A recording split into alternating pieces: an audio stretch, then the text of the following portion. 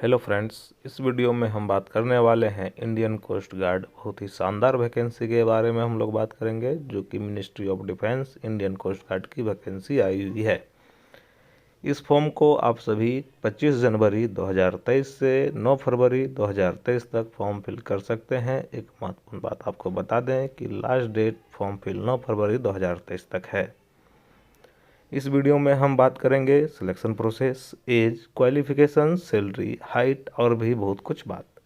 इस फॉर्म को पुरुष अभ्यर्थी व महिला अभ्यर्थी दोनों ही भर सकते हैं। शैक्षणिक योग्यता के अनुसार भारतीय नागरिक के लिए पद के अनुसार शैक्षणिक योग्यता को मांगा गया है। सबसे पहले हम बात करेंगे जनरल ड्यूटी जीडी के लिए उम्र। जिन सभी के पास 1 जुलाई 1998 से 30 जून 2002 का डेट ऑफ बर्थ सर्टिफिकेट हो, वो इस फॉर्म को फिल कर सकते हैं।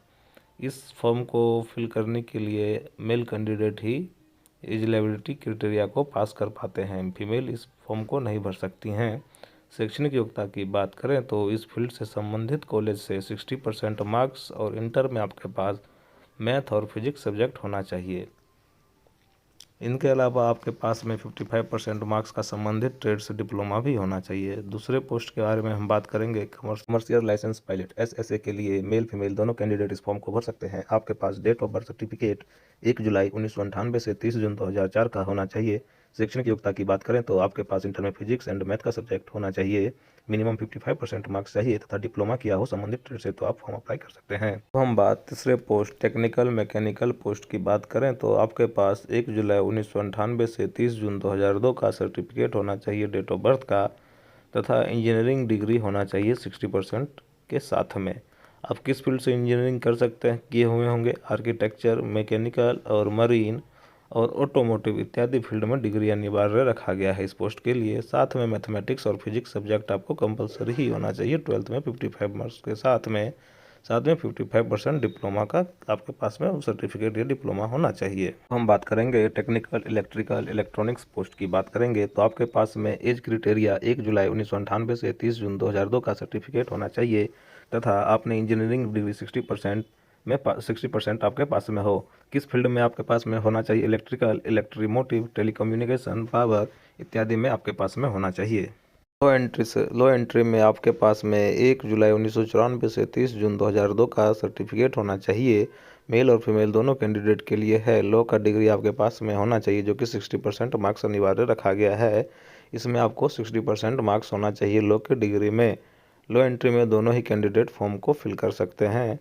इसमें इन सभी के अलावा इंडियन कोस्ट गार्ड में आपके पास में जो है सर्टिफिकेट होना चाहिए। SC ST के लिए 5 वर्ष का रिलैक्सेशन किया जा सकता है।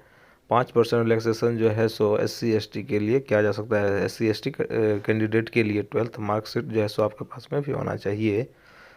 वैकेंसी की बात करें तो आप देख सकते हैं कि इस पोस्ट के लिए कितना वैकेंसी दिया गया है। जनरल ड्यूटी जीडी के लिए 40 वैकेंसी रखा गया है। CPL SSA के लिए 10 वैकेंसी है। टेक इंजीनियरिंग के लिए 6 है। टेक इलेक्ट्रिक के लिए 14 है। लो के लिए 1 डिग्री रखा गया है। इन सभी के अलावा आपके पास में जो है सो और भी जो है सो जानकारी दिया जाएगा कि किस प्रकार से आप फॉर्म को फिल कर सकते हैं, किस प्रकार से जो है सो सिलेक्शन प्रोसीजर होगा। सिलेक्शन प्रोसीजर आप लोग देख सकते हैं कि 5 स्टेज में जाके फाइनल होगा। स्टेज 1, 2, 3, 4 एंड 5 पाँचों स्टेज आपको क्लियर करना अनिवार्य है। 5 स्टेज क्लियर आप करते हैं तो आपका सिलेक्शन होता है। स्टेज 1 क्लियर करने के बाद में स्टेज 2 में आप जाएंगे। स्टेज 1 में आपका जो है सो टेस्ट होगा। टेस्ट जो है सो आप लोगों का 400 मार्क्स का होगा, जो कि 100 क्वेश्चन होंगे। 100 क्वेश्चन जो है सो एक क्वेश्चन का अंक 4 अंक, एक क्वेश्चन का अंक 4 अंक का होगा, तो 100 क्वेश्चन के अंक 400 हुए।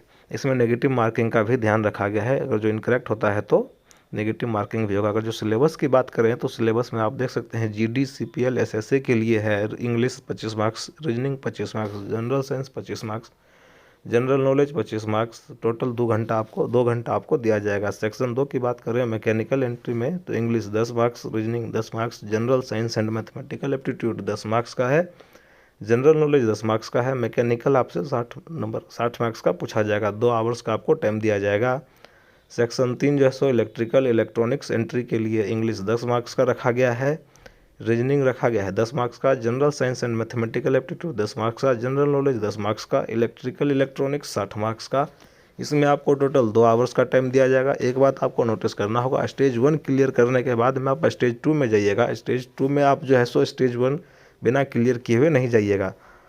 स्टेज 2 आपका एग्ज़ाम होगा, फिर स्टेज 2 के बाद में जो है सो स्टेज 3 होगा, स्टेज 3 के बाद में स्टेज 4 होगा, स्टेज 4 के बाद में स्टेज 5 में आप जो है सो सिलेक्शन। स्टेज 2 पीएसबी के थ्रू होगा, PSB selection board qualifying nature pass और फेल, इसमें आपको क्या जाएगा। उसके बाद कैंडिडेट वेरिफिकेशन होगा पीएसबी के बाद में, उसके बाद में आपका डॉक्यूमेंट वेरिफिकेशन होगा, उसके बाद स्टेज 3 आएगा फाइनल सिलेक्शन बोर्ड एफएसबी।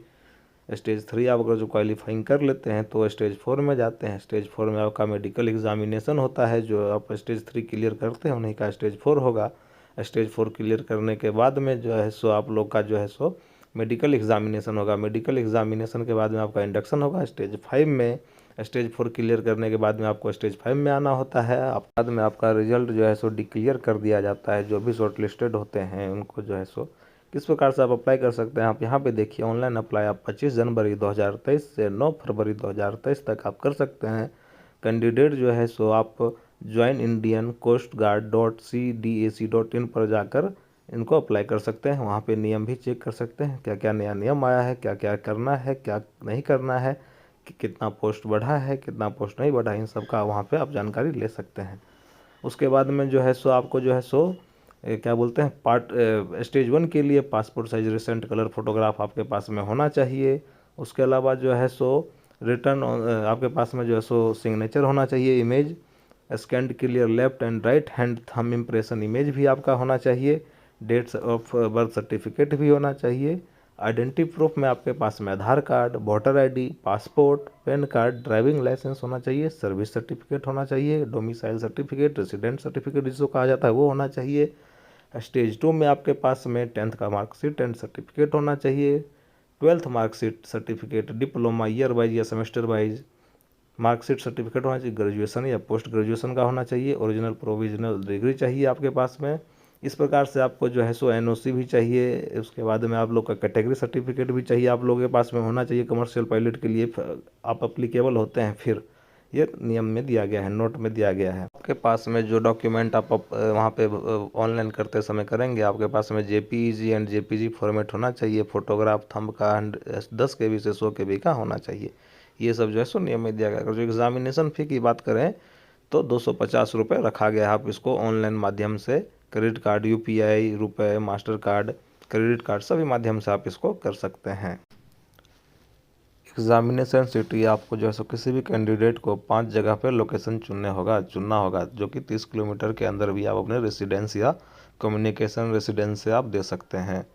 इन सभी के अलावा आपको जल्द से जल्द फॉर्म को अप्लाई करना चाहिए, ताकि आपको कम्युनिकेशन रेसिडेंट या परमानेंट रेसिडेंस के आसपास में आपको एग्जामिनेशन सेंटर दिया जाए, ताकि आपको आसानी हो देने में एग्जामिनेशन, नहीं तो काफ़ी दूर दे दिया जाएगा। आपको एक बात यहाँ पे ध्यान रखना होगा कि आपका जो सो मेडिकल स्टैंड में हाइट, वेट, चेस्ट, आई साइट, इन सब का भी जो है सो खास ध्यान रखना होगा। खासकर टैटू आपके पास में नहीं होना चाहिए इस जगह पे जहाँ से कि आपको रीजन ऑफ रिजेक्शन के लिए डाल दिया जाए। रीजन ऑफ रिजेक्शन में आपको किसी भी कारणवश जो है सो रिजेक्ट कर देंगे। टैटू हो सकता है, डॉक्यूमेंट के अनुसार वो जो है सो कर सकते हैं। अब रैंक अपना लोग देखते हैं, इंडियन कोस्ट गार्ड ऑफर्स क्या आपको ऑफर करता है, प्रमोशन एंड पे लेवल के अनुसार देखेंगे। 7th CPCR फॉलो जो है सो यहाँ पर रैंक और पे लेवल और स्टार्टिंग बेसिक पे देखेंगे अपना लोग। असिस्टेंट कमांडेंट का पे लेवल 10 होता है, 56,100 सैलरी होता है शुरुआत में। डिप्टी कमांडेंट का पे लेवल 11 होता है, 67,700 सैलरी होता है। कमांडेंट JG का 12 लेवल होता है, 78,800 दिया जाता है। कमांडेंट का 13 लेवल होता है, 1,23,100 रुपये दिया जाता है। डिप्टी इंस्पेक्टर जनरल 13A होता है, उनको 1,31,100 दिया जाता है। इंस्पेक्टर जनरल की बात करें तो के अलावा भी आपको अदर बेनिफिट्स दिया जाता है, जो कि मेडिकल बेनिफिट्स होता है। मेडिकल आपको और आपके परिवार के लिए दिया जाता है, साथ में जो है सो मेडिकल बेनिफिट्स, इंश्योरेंस, इन सब के आपको दिया जाता है। फ्रेंड्स आप पे निर्भर हैं तो उनका भी मेडिकल दिया जाता है, इंश्योरेंस भी दिया जाता है, स्कीम भी दिया जाता है। रिटायरमेंट के समय भी आपको कुछ ना कुछ सरकार की तरफ से रुपये दिया जाता है। बातों का आप लोगों को ध्यान रखना।